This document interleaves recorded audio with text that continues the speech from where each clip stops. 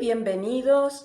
Hoy quiero compartirles mi análisis sobre la devaluación monetaria. La devaluación monetaria tiene su origen en las prácticas déspotas de los emperadores y monarcas absolutistas que manipulaban el precio del oro a su conveniencia o diluían la pureza del oro en las monedas mezclándolos con otros metales comunes para obtener más monedas.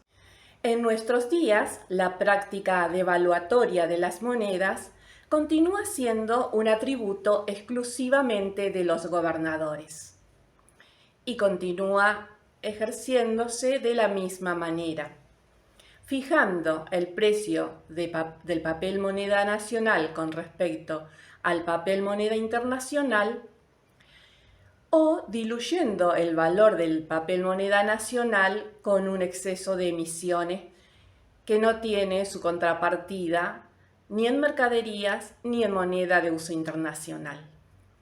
Sin embargo, no sería prudente pasar por alto que durante el periodo de proliferación de los bancos privados del siglo XVII hasta el siglo XX inclusive, cuando los bancos emitían papel moneda por el oro que recibían en depósito, también cayeron en el vicio de emitir más papel moneda del que correspondía, ocasionando crisis económicas por la devaluación monetaria, que implica el aumento de precios de las mercaderías, y por el quiebre de los bancos por las corridas bancarias. Esto se resolvió centralizando la emisión monetaria en un solo banco, que además cumple con la función de regular las actividades de todos los bancos del país y se encuentra en estrecha relación con el gobierno nacional. También es importante diferenciar una suba de precios por devaluación monetaria de una suba de precios por escasez de oferta de mercaderías. En el primer caso, existe una acción intencional del Estado o de las entidades privadas habilitadas a emitir monedas para devaluar, para diluir el valor de la moneda, a lo que el mercado reacciona con una suba de precios. En el segundo caso, es decir, en la suba de precios por escasez de oferta de mercaderías, esta suba de precios surge de la actividad propia del mercado. Entre el siglo XV y el siglo XVII, luego del descubrimiento de las minas y explotación de las minas de oro y plata del continente americano, los europeos ingresaron moneda legítima, genuina, al mercado, que provocó una suba de precios por escasez de mercaderías. Esto lo solucionaron enviando oro a otros mercados, ya sea como inversión o como importación de mercaderías. Sin embargo, los monarcas no lo entendieron así, a pesar de que tenían frente a sus ojos la evidencia de la importancia de la producción de bienes, y prohibieron la salida de oro del país, convencidos de que la riqueza se medía por el oro que tenían. Volviendo al tema de las devaluaciones, después de la Primera Guerra Mundial, los gobernantes europeos tomaron la dirección de las economías para reconstruirla. Continuaron con el criterio bancario vigente hasta entonces de que una moneda nacional debía estar respaldada por 1 gramo de oro. Pero ante la falta de oro y la necesidad de poner en marcha la economía interna, procedieron a emitir más papel moneda que el stock de oro que poseían. A pesar de los muchos acuerdos que firmaron para detener la devaluación de la moneda, ninguno fue cumplido, porque una economía que va en crecimiento requiere de dinero para la circulación de los bienes. Cuando llegó la Segunda Guerra Mundial, Estados Unidos llamó a todos los integrantes de la Sociedad de las Naciones, actual ONU, a firmar un acuerdo para detener las devaluaciones monetarias, ofreciendo su moneda, el dólar, convertible en oro, para uso en el comercio internacional. Dicho acuerdo, firmado en la localidad estadounidense de Bretton Woods, fijó la devaluación de las monedas nacionales con respecto al oro que poseía cada país. Sin embargo, los miembros tenían la posibilidad de realizar devaluaciones sobre sus monedas de hasta un 10% sin pedir autorización al organismo que se creó en ese momento y que sería el encargado de controlar el desarrollo y cumplimiento del acuerdo, el Fondo Monetario Internacional. Para devaluaciones superiores al 10% debía contar con la autorización del fondo. De todos modos, las devaluaciones fijadas debían ser revisadas periódicamente por el Fondo Monetario. Pero el punto que me considero de mayor importancia fue la obligación de todos los miembros de controlar el movimiento de capitales. Esto era y es fundamental para mantener lo más estable posible la devaluación monetaria. Si bien este acuerdo logró reactivar el comercio internacional a costa del oro estadounidense, no resolvió el problema de las devaluaciones monetarias, sino que lo instaló definitivamente. El cuento se cuenta solo. Algo no está bien. No está bien poner como tope para el crecimiento de una economía la cantidad de oro que posee. Esto es lo que hace considerar un valor de 1 a 1 entre la moneda nacional y el gramo de oro. Caso contrario, la moneda cae en devaluación. Los europeos demostraron que se puede crecer con moneda nacional. Aunque tuvieran que sacrificar el valor de sus mercaderías en el mercado internacional al mejor estilo feudal, en pos de conseguir el preciado oro, lograron una pronta recuperación económica. Recordemos que cuando los países se cierran, achican el mercado. Cuando se integran al comercio internacional, tienen como comercio todo el mundo, como mercado todo el mundo. La devaluación monetaria no surge de las actividades del mercado, surge siempre de la intervención del gobierno sobre las monedas. Y cualquiera sea el método de devaluación utilizado, ya sea fijando el precio de la moneda o emitiendo más monedas que el respaldo que se posee según el criterio cambiario vigente, siempre significa el aumento de los precios de las mercaderías del mercado interno. Cuando en el mercado interno se necesitan más monedas para comprar la misma mercadería que antes, significa que el dinero pierde su valor.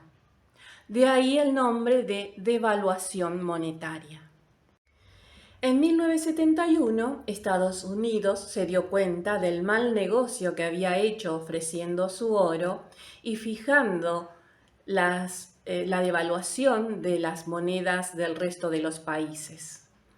Y retiró al dólar y su convertibilidad del Pacto de Bretton Woods. Como era de esperarse, ningún otro país tomó esa responsabilidad. A partir de ese momento, el comercio internacional continuó funcionando con el dólar inconvertible en oro como moneda, y como referencia para determinar los precios en el mercado internacional. Referencia sumamente necesaria para comprender el precio que ofrece cada país. Con esto quedó demostrado que el oro no era necesario como moneda internacional. Como ya lo había entendido Adam Smith en el siglo XVIII, el oro es un expediente costoso que podía ser perfectamente reemplazado por un papel moneda bien regulado. También a partir de entonces la devaluación monetaria del mercado interno estadounidense comenzó a reflejarse en el mercado internacional tal como es. Es decir, que la suba de precios en el mercado interno también significaba la suba de precios en el mercado internacional. Para el resto de los países, el aumento de precios en el mercado interno por devaluación monetaria continuaba saliendo al mercado internacional como disminución de precios, tal como sucedía con el patrón oro. Este giro de sentido de los precios, de caro en el mercado interno a barato en el mercado internacional, se logra mediante la aplicación de la fórmula de la tasa de cambio, que continuaba considerando como punto de equilibrio el 1 a 1, pero esta vez entre la moneda nacional y el dólar.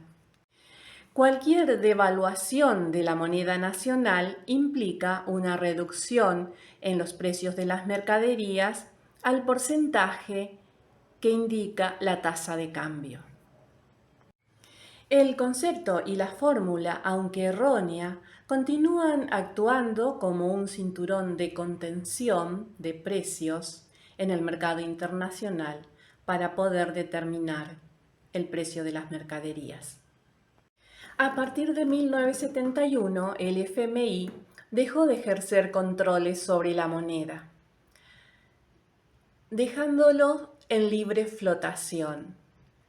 Es decir, que el precio sería fijado por el mercado de cambios. En este contexto de supuesta libertad cambiaria, y digo supuesta porque viene condicionada por el erróneo modo de valorar las monedas nacionales, afloraron los capitales que se mantuvieron cautivos durante el periodo de control liderado por el FMI, reclamando libertad. Lo llamaron fenómeno de fuga de capitales, otro operaciones de especuladores. Lo cierto es que estos fenómenos continúan sucediendo en nuestros días debido a que las monedas continúan devaluándose. Una moneda que pierde su valor no sirve para ahorrar. Entonces, todo el mundo requiere monedas de uso internacional que en la actualidad también están entrando en el modo de devaluación, aunque mucho más moderado. Cuando un gobierno decide abstraerse de este libre mercado cambiario y fija el valor de su moneda para mantener la estabilidad de la economía interna, las divisas de uso internacional huyen del país. El país termina autoaislándose del comercio internacional por carecer de divisas para importar. En Argentina lo vimos en la década de los 90, cuando el gobierno decretó el 1 a 1 entre la moneda nacional y el dólar, y también con los gobiernos posteriores que fijaron el precio de la moneda, aunque mucho más devaluada. Pero cuando se combinan ambas formas de devaluación, fijando el precio de la moneda y emitiendo más monedas sin contrapartida en producción de bienes, ni de monedas de uso internacional, la economía recibe un doble golpe. Primero, con la huida de las divisas del país, y segundo, con el aumento de precios del mercado interno, que no es absorbida por la fórmula de la tasa cambiaria y se termina exportando la inflación. Las mercaderías terminan siendo caros en dólares, más caros que si toda la devaluación se hubiera reflejado en la tasa cambiaria. Es decir, que la devaluación monetaria que sobrepasó el precio que fijó el gobierno queda reflejado en el precio en el mercado internacional. Esto mismo sucedería, pero en su máxima expresión, si se lograra un acuerdo de paridad internacional. Desaparecida la fórmula de contención, el precio del mercado interno sería el mismo en el mercado internacional, tal como sucede con los precios de los países que emiten monedas de uso internacional. Esto llamaría a todos los gobiernos a abstenerse de devaluar su moneda. La solución a este problema de larguísima data podría ser el reinicio del signo monetario con un cambio de denominación y con los precios locales ayornados a los precios actuales en dólares. En Argentina ya se hizo un reinicio monetario en 4 oportunidades, pero siempre se volvió a la rueda porque no se corrigió el modo de valorar las monedas nacionales, que lleva necesariamente a la devaluación en todas las economías del mundo. La moneda de un país vale tanto como las mercaderías que puedan comprarse con ella. Es decir, que la correcta forma de valorar una moneda nacional es a través de su producción de bienes. Esto daría como resultado un país con una economía estable, con una moneda que mantiene su valor en el tiempo, que le va a dar la oportunidad a la población de ahorrar para consumir o para invertir, que los países puedan comerciar entre sí en sus propias monedas, que los inversores no teman quedar capturados en una economía que no puede devolverles la moneda de uso internacional que invirtieron, ya que la moneda nacional sería tan válida como la otra. La industria nacional se protegería sola porque más o menos todo el mundo manejaría los mismos precios, con lo que desaparecerían los aranceles que se aplican a las importaciones para nivelar los precios internacionales con los nacionales. Devaluar la moneda significaría subir los precios en el mercado internacional. Los estados ya no tomarían deudas para importar mercaderías baratas y muchos otros equilibrios de tipo social y económico aflorarían solos en consecuencia. Espero que les haya gustado mi nuevo análisis y me despido hasta el próximo video.